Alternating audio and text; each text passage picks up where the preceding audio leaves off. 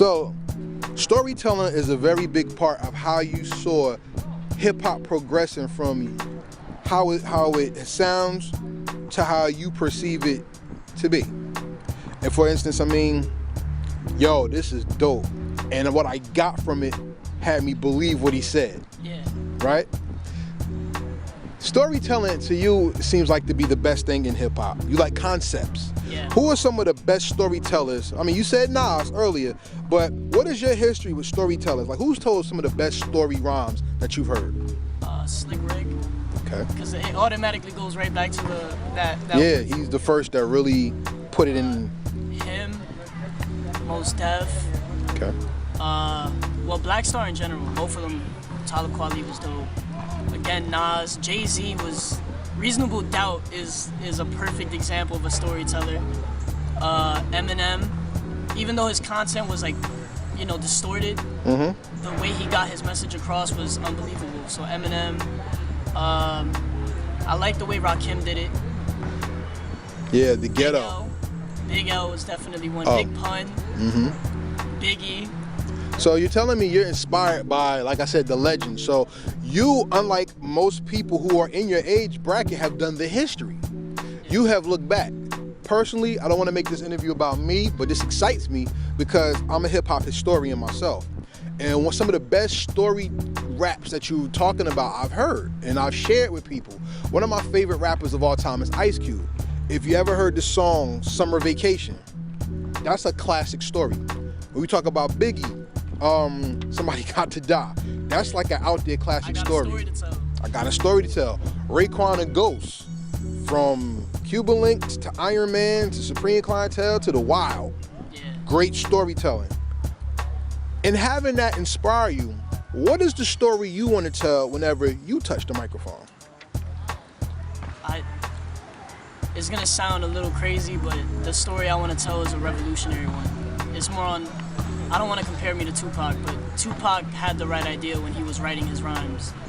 And a lot of things that inspire me now inspire me as a revolutionary in a broad sense, like Malcolm X, Martin Luther, Marcus Garvey. These people all had these ideas and they were all like, they're gone. You know what I'm saying? And it kind of feels to me like we kind of like let our guard down. We kind of just gave up and said, you could have us, you could have our freedom and stuff like that. But there's a lot of things, especially when I look at my history and the history of Africans and, South Americans and the Indians, like that. If you were to look at America or the United States as a person, Uncle Sam, if we were to look at Uncle Sam and look at his history, is that somebody that you would trust? Is that somebody that you would sit down and go to have coffee with? Is that somebody you would call to chill with? Uncle Sam is a rapist, a killer. He's a terrorist, and that's somebody that I don't feel that people understand. I feel like people are they're just blind, and when I touch the mic, I want people to understand that I see a better future. Okay, you said something very interesting in what you just said. And you talked about culture. Let the fans and the people watching you know, what is your culture? Because on the project, The Good People, you talk a lot about culture and ethnic identity. Tell them about yourself. I'm Puerto Rican and Cuban, which we come from the islands, which is, if you look at the history, we're white, black, and Native American. The white side is Spain, and the African side could be anything. That's a lot of Africans don't even know what part of Africa they come from, which is crazy. Like, I did my DNA test. Apparently, I'm from my African ancestry is like from Morocco, which makes sense because Spain is right above it, and then you have Egypt to the right and stuff like that. I think my culture, I'm not connected with my culture. Okay. I'm an assimilated Puerto Rican. So, in terms of when you think of culture, you think of language. Think of music. I don't speak my language, and I don't listen to my music, so to say. I don't listen to reggaeton or the only thing I listen to that's really Spanish is Don Omar, and that's it. So I consider my culture to be African because hip hop is an African culture.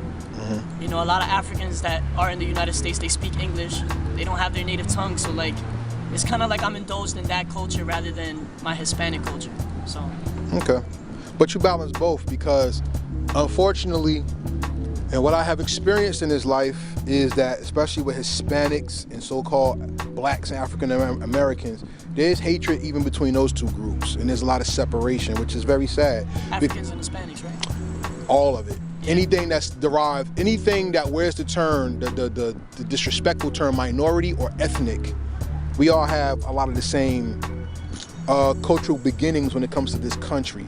Whether it be Christopher Columbus, Leopold, Germany, slave trading, indentured manservant. Yeah. We all have shared that. Even the Chinese, the Chinaman built the railroads. You know what I'm saying? I mean, and they lived in internment camps in this country.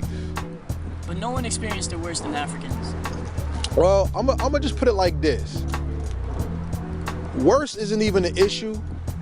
The issue was more preservation and pride of culture and integrity. And on your project, The Good People, you talk about that. And going back to telling the story, it seems like you are very intent on bringing pride and integrity, not only through your music, but in conveying that people should have pride within themselves as you're looking to have pride within yourself. Is that factual? I'm not looking for pride in myself. I'm looking more for acceptance. If that makes any sense. Like you look at my appearance, I'm white as snow. You know, that comes from Spain. My dad's mom's mom is a Spaniard. She's straight Spain, no mix. She comes from Europe. She's strictly white, blue eyes. My eyes are green. So my physical is a European. My hair at that is all European. My whole appearance is European.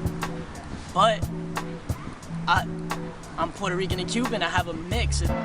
Long live the Arawak and I can get away. If you let me, ain't no doubt about it. They said Verano got me working in the mine cause they pray for the gold, ain't no doubt about it. They kill my people, live the Arawak and I can get away. If you let me, ain't no doubt about it. They said Verano got me working in the mine cause they pray for the gold, ain't no doubt about it.